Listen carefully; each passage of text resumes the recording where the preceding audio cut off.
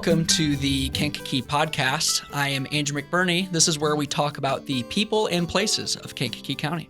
We are joined today by Kankakee Valley Theatre Association for the upcoming production of My Son Pinocchio Jr., which is directed by Pat Ward, who's here today, and Ella Nitschke, who plays the Blue Fairy.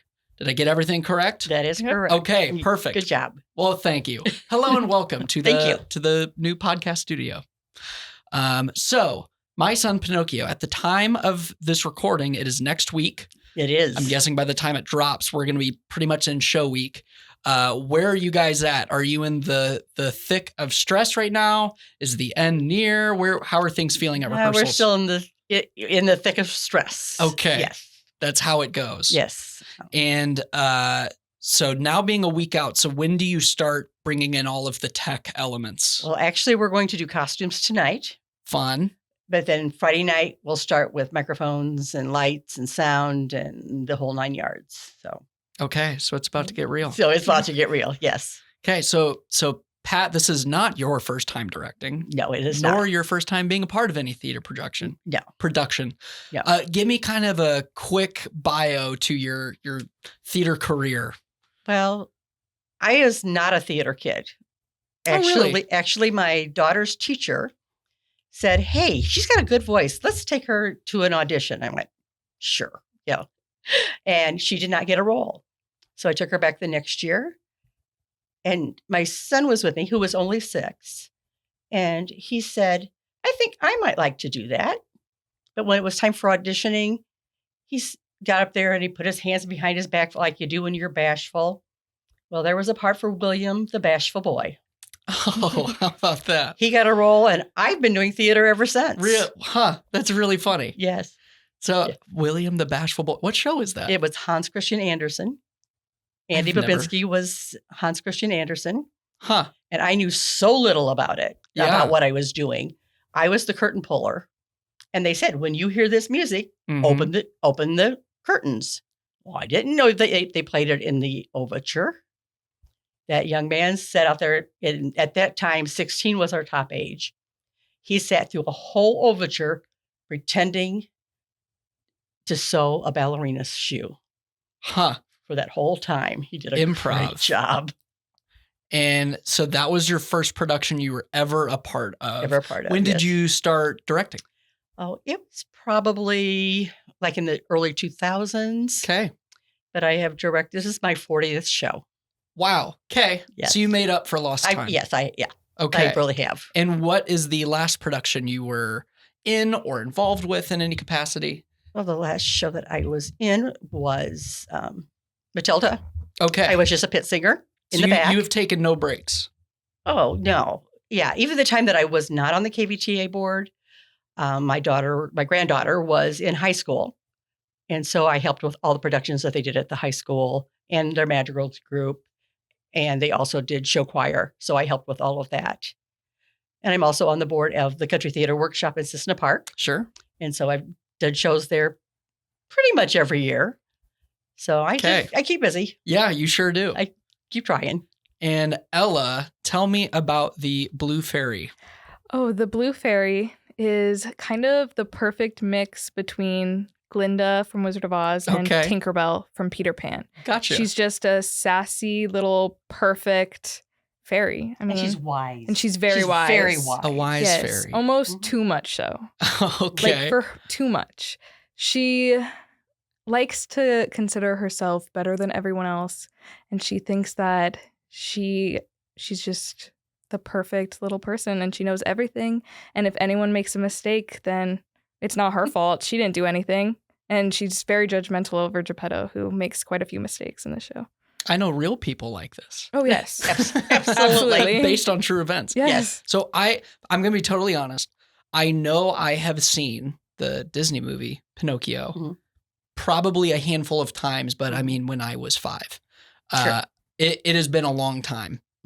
To those who have maybe seen the movie before and are familiar with the story, and for those who are very unfamiliar, what do we need to know going in, kind of the lore behind? Well, the main thing is there is no Jiminy Cricket. Okay. Because Jiminy Cricket is Pinocchio's conscience. And that has nothing to do with Geppetto. The whole Sure. story, it talks about Geppetto and how Geppetto feels. He's made this wish to the beautiful blue fairy. But then he thinks that she did him wrong. She gave him a defective boy because he doesn't behave. And just to lay it out clearly, so the movie that people might be more familiar with is through the perspective of Pinocchio. Oh, absolutely. Yes. Okay. So My Son Pinocchio, it's following Geppetto and the father how of he Pinocchio. feels and how he feels that she wronged him. See, she is kind of wise, but so are you the villain of the show? No. Only to Geppetto. Yeah. Okay. I'm an antagonist to Geppetto. Got it. But everyone else thinks I'm great. Oh, which is okay. lovely, which is so fun to Right. play. Yes. Yeah. And she takes him back in time and shows him, this is the day you made your wish. Mm-hmm. This is what you wished for. And then the story goes on from that. And it shows what he wished for and what he got and what transpired after that. Interesting. Is this a newer show? I've not heard of this as a stage production before. I don't know that there is like an adult one, but there is a movie. Really? I believe Drew Carey was Geppetto. Huh. It's maybe 10 years old. I did not watch it because I didn't want it to form any opinions in my mind for what I wanted to do for this show. Mm-hmm. But there is a movie. Gotcha. And is this a musical or a play? Okay, so it is a musical. Yes. So tell me about the music. What style is it? Do you know? Are you familiar with who the person who composed a lot of it? Not really. The only songs that anyone will know is "Wish Upon a Star." Okay, and "I've Got Strings." Got it. Because of course we still have Stromboli and the marionettes, and so we have to have "I've Got Strings." But the other ones are kind of more, don't you feel homey? Oh, for sure. More homey things. You know, how Geppetto feels in his heart. So it's kind of, a couple of them are kind of almost, little bit of jerking on your heart. Sure. There. Sure. But then we also have the very jazzy, almost like fun musical numbers that you would expect from a musical. Okay. So if, does this take place in a specific time period or a specific location? Just back in the old days, just like Pinocchio, the regular Pinocchio. Gotcha. Okay. So it is, do you think like early 1900s, late 1800s? Oh, probably 1800s, yes. Okay. Gotcha. And is it in the United States or is it like in Europe? No, it's in Europe. Because it's in Europe. Everyone, all the names are Italian. Okay. And you can ask my cast. I still cannot say most of those names. Okay. So Italy? Yes. Yes. So we're in Italy, more than likely. Mm-hmm. Okay. Gotcha. Yes. Because we have a professor that also, her and her little sidekick create what do you want to call it? A child-making machine. A child-making machine. Interesting. And it makes perfect children. Huh. And that's part of Geppetto's problem. He sees these perfect children coming out of there. And then again, he's wondering why he got one that wasn't perfect. So some of this is probably just me forgetting the story of Pinocchio. So Pinocchio was not in Pinocchio. That part was, So totally Pinocchio not. is a wooden boy. Wooden boy, yes. Who gains consciousness, gains a soul. Yes. So this baby making machine makes other wooden children? No, it makes perfect children. Perfect children. It makes children who come out beautiful and perfect in cute little dresses and cute little pants. Like and humans, and they're just perfectly behaved, and they go see their parents and they just do what they're told. I see. And poor little Geppetto just looks at them and just cannot figure out, again, why did the Blue Fairy give him one that doesn't behave and doesn't listen to what he wants him to do and doesn't want to become a toy maker. Mm-hmm. And why are people, because I know Pinocchio, Geppetto wanted a son, and so he made one. Right. Why are other people making kids with the machine? I have no idea. Okay. Well, because I'm like, that is just part of the show. They go to this town called Idalia. So it's just part of the And are people like no longer making children the old-fashioned way? I think like, why have we resorted to the machine? Well, in the very first big ensemble song, they sing about toys, and all the children there are pretty much brats. Oh, okay. So some of those parents are the ones that are going to be in Idalia because I think they don't want to deal with the kids like that.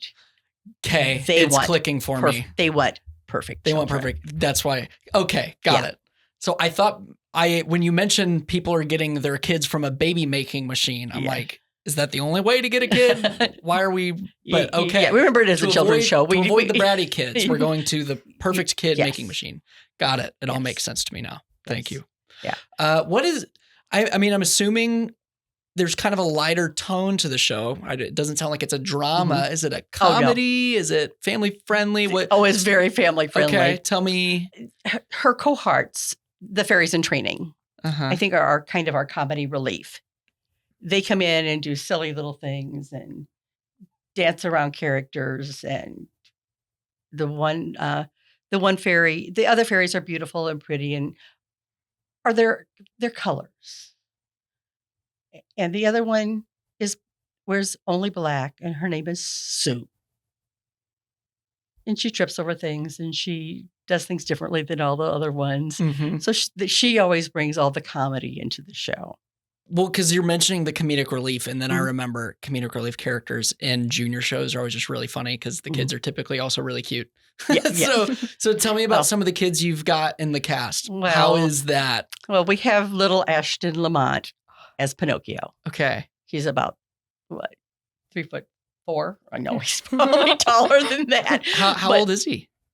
I think he's 10 or 11, but he is just a really small statured young man. Got it. And he just makes the absolutely perfect Pinocchio. He came into auditions with a cute little Pinocchio voice and did the whole audition with the Pinocchio voice.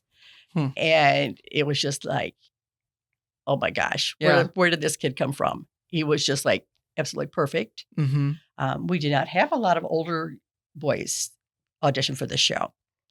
And I know that the one that's Geppetto and the one that is Stromboli, both wanted the opposite role. But we just looked at each other and went, nah. Yeah. Nah. Do you think they've kind of started to fall into their... As soon as we had them read against each other, they knew. Got it. They went, oh yeah, this is better for me. This is more in my range. This works really well. Sure. And what has your experience been as a cast member?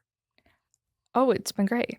I loved it. This is my first show with Pat, and it was amazing. You're a great director. Oh, thank you.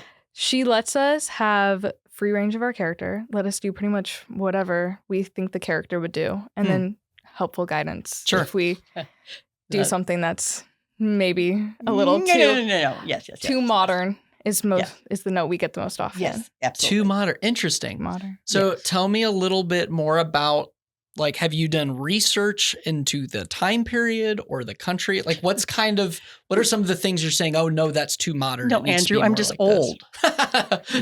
So you remember. I kind of remember. I told him at the beginning, I said, I'm old. I was here before there was television. I was here when there was only 3 channels and it was all black and white. I remember because my grandparents would have been in that generation. Sure. I had great grandparents. I had 4 of them that were alive. So they told me all about their lives back then. So I have a lot of memories of things that they said and how things were. And like, I'll say, like, I don't know. I remember what I said specifically now, but it was like, people just didn't do that back then. And they kind of look at me like, what do you mean they didn't do that? I says, you guys have to remember, we only had no TV or just a couple channels. We didn't have internet. We didn't have all these things that you guys have. Yeah. We had to use our brains and our bodies for resources to have fun, to go find things to do. Is there a specific, I'm just curious, is there a specific example of something that has happened in rehearsal and you're like, oh no, that's too modern? Like, what are some of those things that you've learned from your grandparents that have helped with the show? Well, just one of the things in the dance toys, their movements, Mhm. they're too fast. They're too, Battery operated? yeah, too, people back then, you didn't hurry. You walked. Sure. Or you had to go saddle up your horse if you were going to go somewhere. Life was just slower. And you have to think slower and walk and talk slower. That's just how they were back then. Very interesting. Okay, so you've noticed them being too fast. Yeah. And things were just slower. Very interesting. Yeah. They still are. I'm still working on that. Right. Still Sure. trying to work on slowing them down a little bit. Yeah. And is there anything that you remember that has been A lot of notes on like our posture, how we stand, especially when we're not speaking. You're like, we didn't cross our arms. You're right. That was a big one because they'll stand like this. Yeah. Yep. And people just did not do that back then. You always stood with great posture. Sure. We didn't have slouchy They didn't have slouchy couches. They had wooden Sure. chairs. You sat up properly. Mhm. And so, yeah, it's Interesting. Yeah. I Like, forgot about that. Yeah. ladies, cross your legs if you're Mhm. sitting. Yes. Like, especially for me, because I have to act like the perfect You were the lady blue fairy. all the time. So I've had to consciously be like, point your toes, sit up straight, don't speed off the stage to get your different dance shoes on. Yeah. Stuff Yeah. like that Yeah. is especially. And our choreographer is Jordan Clark. And she has turned our fairies into ballerinas and tap dancers. We have a couple that are dancers, but they have become very beautiful ballerinas and surprisingly good tap dancers because I think only one of them knew anything about tapping before they started. They have a big tap number. Oh, That's fun. really cool. Super fun. Is there anything I haven't asked you about the show that you feel like you'd like to share? Oh, that everybody needs to come. Okay. Bring your children, bring your grandchildren. It is classic. We don't do enough, I feel, classic shows Okay. that, just because it's an older time show Mm-hmm. doesn't mean it's not good. Right. Just because it's not Disney, it is Disney. I shouldn't say that. It is Disney Mhm. because it's a Disney written show, but it's not Frozen. It's not Shrek. It's not Yeah. Elf. And what about it would make you go, oh, this is distinctly a classic? Because some of it's the time period, but a lot of it's the time period. But then you think back Shrek right. and stuff like that. That's all in old time. Sure. But it's written more in a way that, what would the right word be?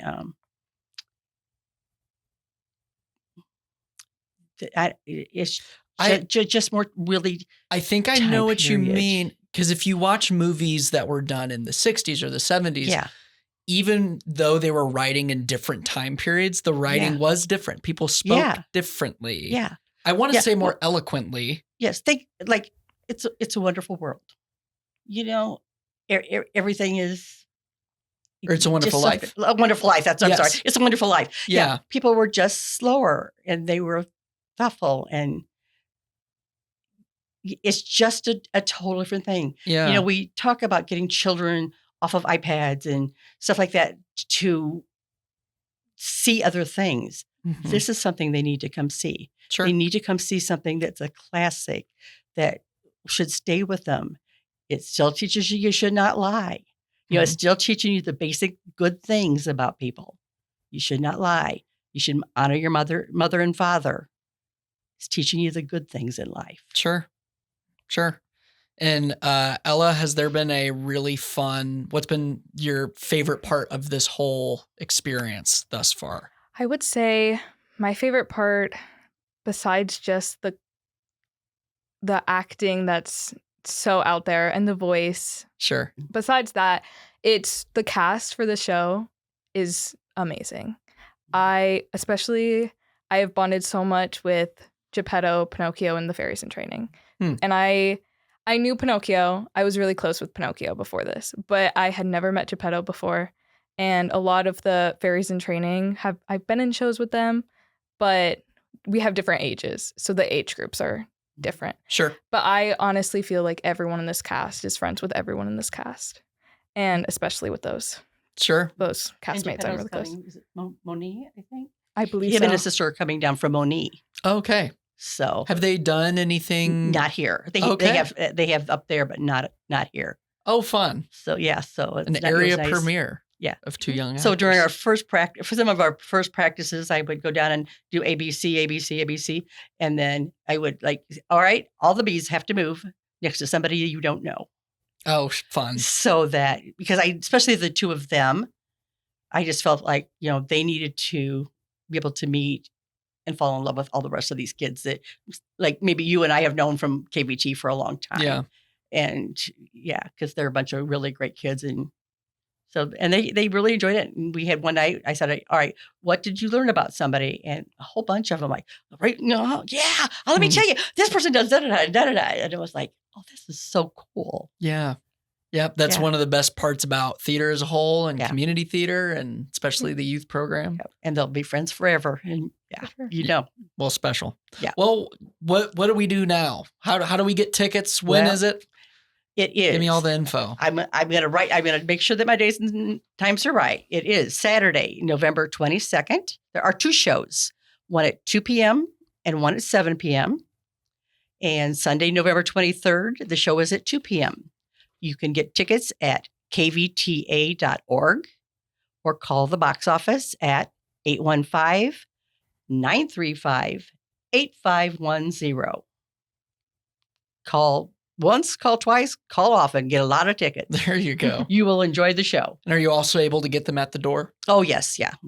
We're at Lincoln Cultural Center, 240 Warren Avenue. It seats over 1,000. So we will have seats available at the door. I love Lincoln Cultural Center. Yeah. Yes. It's cool. Mm-hmm. Okay. Awesome. Well, hey, I'm excited to see it. Cool. Break legs next week. And come see the show.